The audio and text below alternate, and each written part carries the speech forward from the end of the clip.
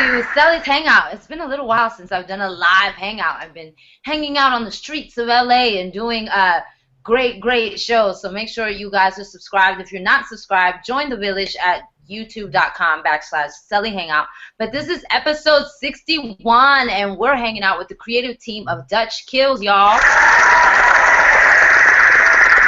You know how I always do. I'm really excited. I always get excited about folks coming on the show and sharing their testimonies and sharing their stories and their process. And I'm just really excited about Dutch Kills. It's a feature film about a desperate ex-con that is forced to gather his old crew for one last job to pay off his sister's debt to a dangerous local criminal. So everyone, please welcome my Dutch Kills crew. How y'all doing? Hi. I'm Bryn Alexander. I was an associate producer as well as the character of Vane in Dutch Kills. Hi guys, I'm Robert. I'm one of the creators and one of the writers and also the lead character in the film. And we also have our dear friend Ben, who's joined us tonight, who was also in the film. Thanks for coming, Ben. Hi guys. Thank you for the introduction, Robert, and I'm just happy to be here. Yay. So we got the crew here, and I just want to go ahead and kick it off and have this conversation. I mean, suspense and thrillers are some of like my favorite films, and I just want to say kudos. When I got Celi gets the in, guys, so just know, if you guys want to watch the film, right under on the description you'll see the trailer and also the link to the Amazon link, so you can go ahead and buy that thing. So support indie films, guys. But I was lucky enough to get to watch it, and I mean, I just want to say aesthetically, it's beautifully shot. I mean, oh my gosh. I mean, this is the thing with indies, right? Like, it's the thing now. Folks have to make their own films and make their own projects to really get out there and get seen. But unfortunately, first, filmmakers don't always know when they're doing their campaigns how much money they have to spend in post. And post can make or break a film, right? And the sound quality is great. The picture, I mean, guys, you did a phenomenal job. So I just want to say that off the bat. And just ask you guys, how did you make that all happen? I know that's a long answer, but it's really like, what did you shoot on? How were you able to fundraise to have this type of top-notch quality film? Well, I mean, we had a really interesting pre-production process. Me and my friend Tama, we created the story of Dutch Kills. We wrote the script. And we were really lucky. We got some really great guys to come in and help us with the film. And one of the producers is a gentleman named Liam Legoo. And at the time, we essentially brought him in as our director of photography, but also brought him in as a producer. And he had access, or had purchased a Red kit. And so we shot the film on the Red 1, and yeah, I mean, it was definitely, especially now with how quickly things are changing and transforming with cameras, it's still such a beautiful, beautiful camera, but it's amazing to see how kind of clunky and big that camera is now, and I have to sort of tip my hat to Liam for doing such an amazing job with such a kind of difficult camera. So that's essentially how we shot it and what we shot it on. How we financed it, it's there's a lot of different avenues of how we were able to access that. I mean, I bartended for 2 years straight and saved every penny I had. Bryn is one of the producers. She threw down money on this film. I reached out to family and asked them to help finance it. The other producers threw money on the film, and we essentially rallied up all of our saved pennies to make this film all the way through pre-production and production, which was, very, very difficult. And then we ended up doing a crowdfunding campaign for post-production, and it got us to the finish line. Wow. I mean, features, I mean, a lot of folks, you know, they're putting their money behind web series. Some folks are putting their money behind, let's make a short first. Is this your first film? And if it is, why a feature first? Well, I mean, I had done a series of short films that I had written and produced, and some of which I directed. And I mean, I think the sort of simple story that comes behind this film is that Tama Filianga and I, we made these acting reels, and we went out and we just shot these scenes that we thought were going to be something that we would always want to act in. And there was one particular scene that people always kept gravitating towards and asking, what film is this from? I want to watch the rest of that movie. And Tama and I sat down and we were like, dude, we gotta write this whole thing out. And we did. We created a whole world, and pulled in Joe Maz, who directed the film, and he helped with some of the writing, which was, you know, hugely helpful. And we created all these sort of twists and turns, and kind of took it from this simple 2-minute scene into an entire feature film. Yeah, I played the dead body in that scene. I'm just Oh, saying. yeah. So, I mean, my biggest thing is, you guys took how many days to shoot? Like, how long does it take to shoot something like this? Well, our pre-production was, I don't think it was crazy. I mean, we spent about a year finessing the script. We spent a few months really working through the pre-production process.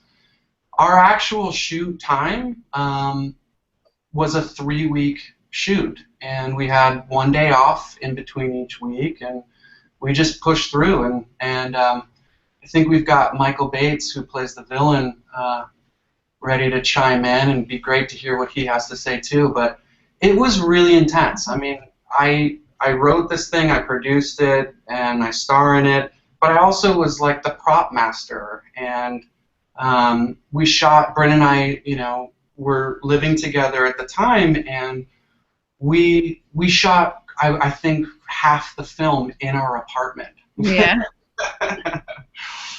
Everything else was just on the streets of New York City. We had some scenes at Tama's place, but we really threw down every single thing that we had into this film. And whether that came from blood, sweat, tears, money, anything we had, we threw it down. And that's where Ben Anderson comes into play. You know, we've been studying together for a lot of years, working on different projects for many years. My father was in this film. So we rallied up anything and everything we had to make this movie. It was definitely a collaborative community effort by everyone. My question is for the actors in particular, and I always ask this question on the Hangouts, when you receive a script, what kind of makes or breaks your choice in saying, yes, I'm going to do this? Because, I mean, ultimately, we're doing it for the love of the craft when it's on this level, right? You know, you're not getting a $1,000 paycheck to get on set every day. So it's like you want to make sure that it's a script that's compelling and that really speaks to you as an artist. So what about Dutch Kills really moves you to say, yeah, I really have to be a part of this project? I mean, at this point in time, whatever Robert wants me to do, I'll do. I think that one of the first projects he and I worked on together, he wanted me to wear a baby's diaper, and I put it on. But in reality, you know, I mean, I think that that's the case. You know, I've been friends with Robert for a long time. Primarily what I do now is I work on, you know, large motion pictures in Los Angeles. We just released the 33 from our production facility at Phoenix Pictures that's out right now. But, you know, I think that about this project for me is that, you know, that at the heart of it is someone like Robert Mann, who's, you know, so charismatic and so creative and has such a kind of clear vision for these types of projects, and can rally his community and friends around these types of visions, and be able to tell stories that, you know, we don't often get to see as much in the day of these kind of tentpole movies that are hundreds of millions of dollars, where, you know, something that is, you know, gritty and is full of great characters with, you know, really, you know, heartfelt arcs that, you know, set on the backdrop of such a wonderful kind of crime-riddled place like New York. You know, it just doesn't get told a lot, and so I commend everyone, and was really proud to be a part of this because, you know, it was made, you know, and I think that now is having a lot of issues with trying to figure out how are we going to tell these types of stories and get them made, and so for the fact that it happened, and the fact that these guys, you know, made it happen in the way that they did, you know, I was really proud to be a part of it. And it's 7:40, guys, so I gotta go. Okay. Sounds good. Thanks, Benjamin. We appreciate you hanging out with us. All right. I think what I loved about what Benjamin said is the fact that it's a victory in just making the film, right? I think sometimes when we make a project, or even I with Celi's Hangout, you know, just the birth of this was an accomplishment in itself, but sometimes we get caught up in the numbers and how many people are watching, and do I have, you know, how many clicks on Amazon are we getting? Are we selling enough? The visibility, you know, we get so caught up in that we forget that just making this beautiful thing and birthing it is a victory. So kudos to you guys for having the victory lap. Bryn, what about you? What really, I mean, money was coming out of your own pocket.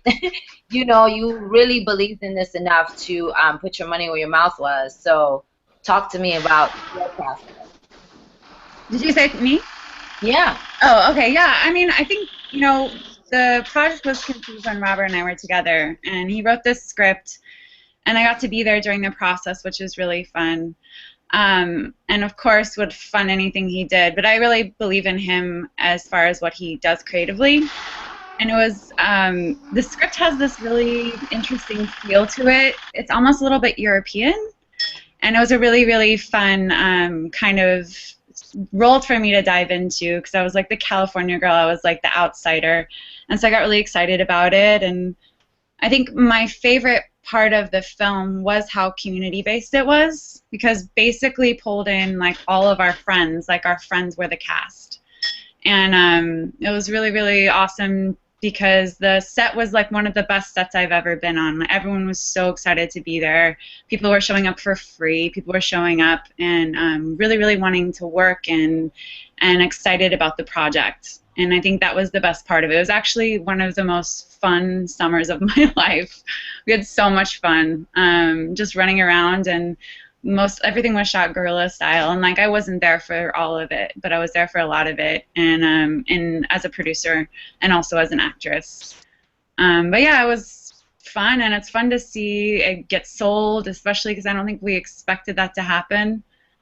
We just kind of, you know, wanting it to get made and seeing what would happen, and it's cool. Last year we ended up winning the, you know, Manhattan Film Festival for Best Thriller, and I think that was just a really great transition period for all of us, that we realized that we did something pretty cool, you know, and I think that it got everyone really excited about what we're doing and, you know, how we did it, and that it is totally possible to make low-budget, independent films. You know, I grew up watching, you know, some of my favorite movies were super low-budget films, and half of them are super janky, you know, but a lot of them were really, really inspiring. I mean, my favorite filmmaker is Edward Burns, and Brothers McMullen was one of my favorite films when I was in high school, and he was so inspiring in sort of teaching us that we can cut corners in the right ways. You know, if we cut corners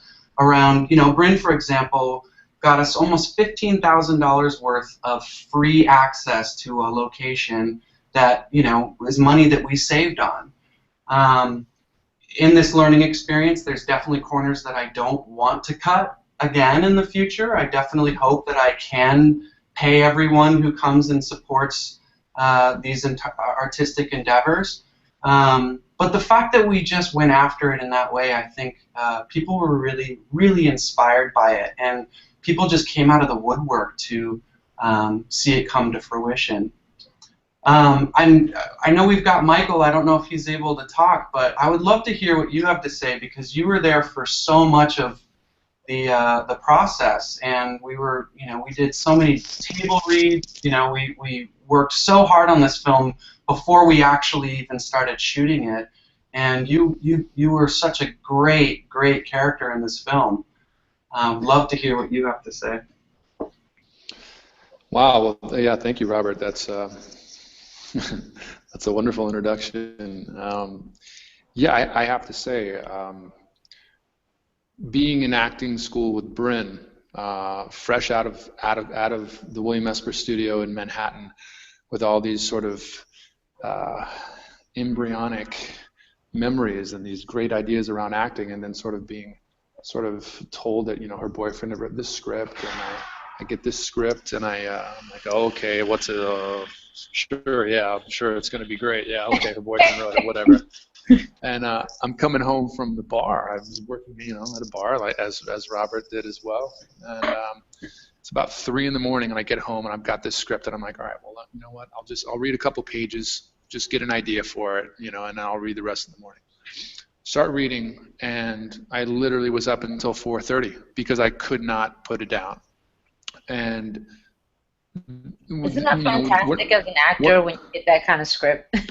I can't even tell you, because, you know, at that point I was a brand new actor, to be honest, and the fact that they gave me the opportunity to begin with was so humbling. But that, you know, it's taken going out and making movies after Dutch Kills to teach me about the bullshit of the industry, because I came out with this amazing group of people that were so dedicated. And, you know, when Robert wasn't, you know, in front of the camera, he was behind it, he was gaffing, he was gripping, and everybody was doing that. And it was nice that a lot of us did know each other, so we had a framework from which to come from. But just such camaraderie, such care taken for the actors. I mean, yeah, we weren't getting paid, but we were getting paid. I got paid to make this film, and I would not trade it for a lot of money. And when I say that, I mean thousands and thousands of dollars, because you cannot buy that type of an experience. It truly was, I use this word haltingly, but magical. It really was. There was a component of real movie making magic happening. There were genuine moments of shock and surprise happening in front of the camera every day that we were getting on film. And it was an amazing script, and it was an amazing story. And I mean, it genuinely was a pleasure to be a part of, and to get to be this character and rape and murder and pillage my way across the screen, things that, you know, I would never ever get. You know, that's the beauty of acting. It's like it's for me, it's a spiritual practice. You get to take yourself places that you would never go. You know, what is it like to kill someone, and to maybe enjoy it, and to get inside the head of this person and know that from his perspective, he's doing the right thing. You know, from Hitler's perspective, he was doing the right thing, and that's a really hard thing to sit with. And I got to have that experience, first thing out of acting school, with this amazing group of people. And I'll tell you, it's kind of ruined me, because since then it's like I'm just like, and I've done a few bigger budget things now, and I'm just like, what the fuck? I mean, what? Can I curse on here? What are these? We're hanging out. Cool. Just, you know, what the fuck are these guys doing? Yeah. You have a budget, you have money, and you're just, what are you doing? Why are you even here? So, I mean, I'll forever be grateful for this opportunity, and I say that without feeling, you know, indebted, because everybody was just doing their job and doing it really well. And yeah, you know I made mistakes. I look at certain scenes of that and I'm like, shit, God, I wish I had that again. I wish I had, you know, the 2 or 3 years of experience that I have under my belt now to do that scene with Peter Wilson, you know, or to know to tell that one guy that was punching me in the stomach, you know, how to really punch me in the stomach a little better, you know, like little things. But I mean, all in all, I mean, what? No, Michael, you definitely earned your seat there, man. You know, you came in time and time again, and you threw down. It was such a blessing to have you there.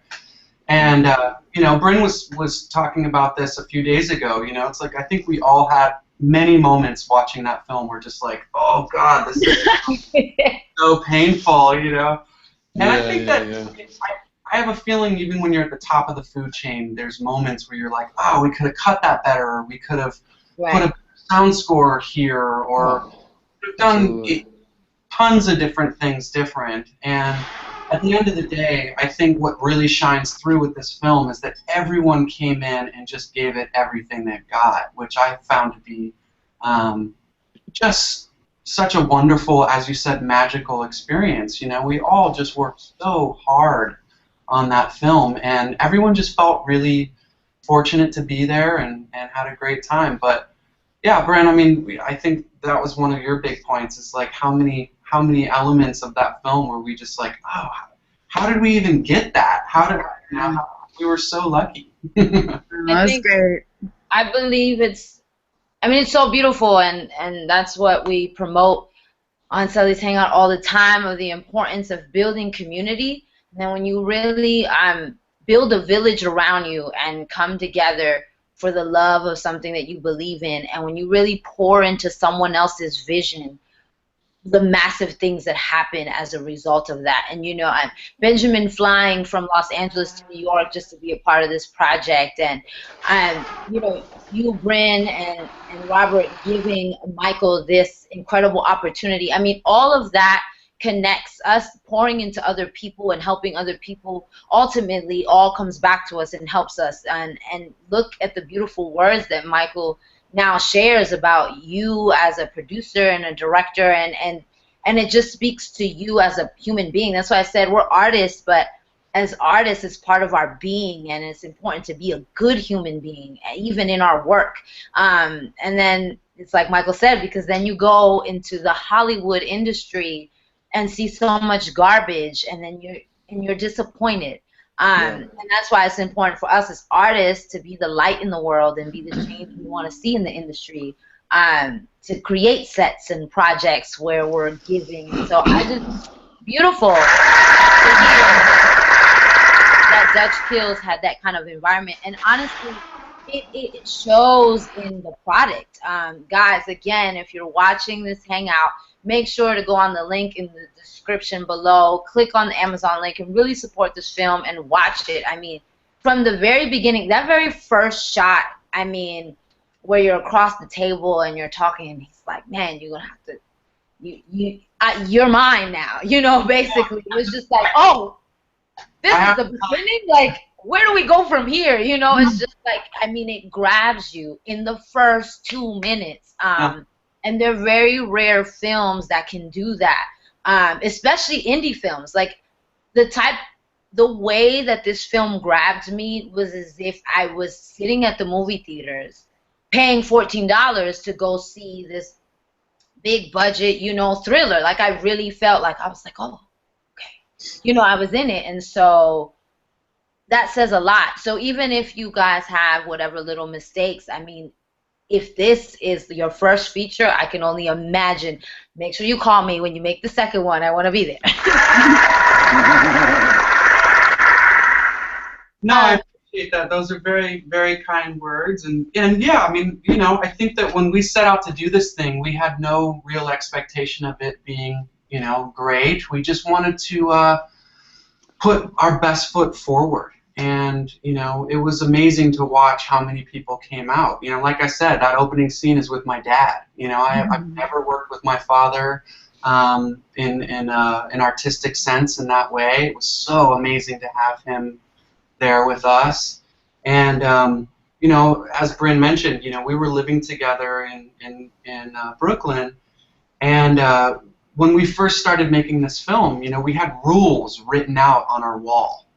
if you wanted to be a part of this film. It's like you had to hold to your integrity, and you had to be a ninja, and you had to be willing to sort of give everything you had for it. And everyone who came in to do a table read or be a part of this film, they had to look at those rules, you know, and those rules were clearly meant to be broken because we broke all of them. But we really tried to have this film be about integrity first. That was always the intention, and I think we did a pretty good job of that. So I'm really proud of these people who are sharing the screen. Oh yeah. Well, I know you guys did for sure, and I mean, to be honest, you know, I feel in a way like an opium addict chasing the dragon, because I had the best experience as an actor was my first experience, and I honestly feel like without Dutch Kills, I might have quit already. Honestly, auditioning is fucking hard, and it's not conducive at all to artistic endeavor or any kind of thing. Brendan and I had this conversation, and I think you got in on it too, Robert, when we were hanging out in the city a couple of weeks ago. But it's hard, and it's shocking. It's still shocking to see how little credence is given to the artistic process, is given to little things like rules or getting the cast together and having a group mentality, and that, you know, you guys were still able to, I mean, we were able to still make something on the first go. I mean, this is your first film, Rob. I mean, you guys won Best Dramatic Feature at the Manhattan Film Festival, and then got the rights and are have a film on iTunes and on Amazon. I mean, you go, boy. You go, girl. Like, serious. When's the next one? I want to audition. Bring me in. Let's do it. I want to audition. Anytime, guys. Anytime. And I mean, I think what's so beautiful about, what I love about the Hangouts is the transparency. And Michael, Bryn, Robert, again, thank you so much, because there are people that really feel this way. You know, we go to school, we like beat at the craft. I mean, I've been doing theater for over 10 years, and I came to LA, and there are actors that don't show up on time, don't show up to the audition at all, don't even call their manager or agent and tell them why. I mean, it's insane. I don't understand. So, you know, the purpose of having these conversations is so folks don't feel alone, that, you know, this is part of the artistic journey and the process. You have your highs and your lows, and there'll be times that, like you said, it's like a dope fiend. You know, you're high on that drug, and you're around really great people, and you put on something really great that you're proud of, and then you have your lows, dead time, or a commercial that's really corny, but it's going to pay your rent for the next 5 months, you know, so then you can go do something you love. It's part of the journey, and if you really want to do this for a really long time, you have to ask yourself, how much are you really willing to go through the hills and the valleys? And if it's not something you're willing to go through, then maybe this career is not for you. So Dutch Kills, after, post Dutch Kills, Michael's talked a little bit about it, but now that it's on Amazon, what has been the feedback? What are some of the best things you've heard? What has been like, yeah, tell me about Dutch Kills post life. Oh, well, I mean, it's pretty fresh. I mean, again, we won Best Thriller at the Manhattan Film Festival last year, which was like a really nice way for us to sort of kick off the film into the world. You know, now that it's gotten on iTunes and Amazon and all of that, I mean, this happened so recently, so we're actually still kind of waiting to find out, you know. Yeah, I think almost like a year had passed since the festival, and I knew that the producers were shopping it around, but I'd almost kind of forgotten about it. It was so funny because it was a huge part of my life, because I was with Robert and I was helping with the film in different aspects, but when I got the news, I was like, oh, okay, amazing. And it's been nice to have that to share. And again, it's like Michael and Robert said, it's probably like the thing I'm most proud of at this point that I've done so far, just because of how invested I was. And I'm looking forward to more of that. Because have you guys been able to use it, like for your reel? Have your agent seen the film? Has it, like, I mean, Michael, you said this was your first project, so obviously you could use this project to help you get an agent or manager. I mean, did this thing really help take you to the next level? I mean, it did. I mean, I was, you know, I'm sure Rob could tell you, sort of chewing at the bit of when can I get footage? When can I get footage? When can I get footage? Because it was my first sort of thing there. And sorry about the noise here, guys. But yeah, I mean, having real legit footage to try to do anything other than theater is a necessity. It's a necessity. It's a necessity. And it was great footage, and it looked good, and it was, you know, I mean, being one of the major characters, I had so many different things to choose from. It was just like, again, what a gift. And again, I got paid, you know, with that footage. It was beautiful. And it did absolutely help me sort of get my ball rolling. And still, you know, when people do comment on my reel, it's the scenes from Dutch Kills usually that are the ones that jump out of them. And again, just being encouraged on that, to feel like we could improvise and that we could just sort of do so many things. I mean, there's so many things in the film where I'm just like, the scene where Robert comes in and, you know, and I give him the envelope of money, and I actually choked on my food in that take, and it's just like, I'm like, wow, we used that take, awesome, because it looks great. It looks, yeah, okay. It was just, I mean, it was just so much fun, and really, really did, you know, set me in a position of feeling like I could do this, especially kind of coming out as a baby, as a new actor, even though I'm not a young man by any means, but I'm not an old man either. So it's like, you know, but I'm new at acting. I mean, what a setup, what a way to sort of give me the confidence that you need in this business, as confident as so many people are. You know, it wears at you. So yeah, I really appreciate it, and it's been amazing. Yeah. You got it. Thank you. I just love hanging out with folks, and the hangouts always end really fast. It feels like, oh my God, I can talk about this forever and ever, the love of the craft, how it helps us and what it does. But so this hangout's coming to a close soon. So again, guys, Dutch Kills, it's a must-see thriller film. I mean, it's winning awards. It's on Amazon. The link is below. It's about a desperate ex-con that's forced to gather his old crew for one last job to pay his sister's debt to a dangerous criminal. And I mean, we've seen all kinds of, you know, criminal movies.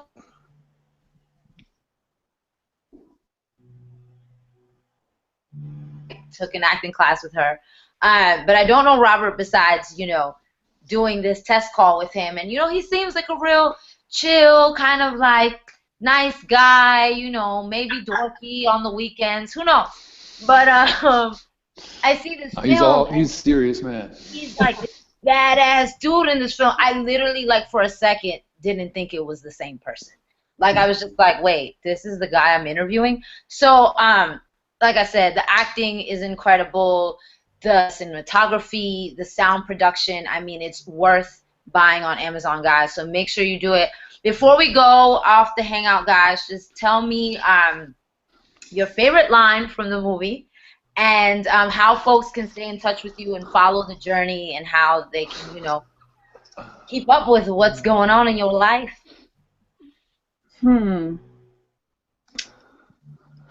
Favorite line in the movie? Yeah, I know that's a tough one always, but I like to see what folks, or even what they remember, because, you know, it was so long ago.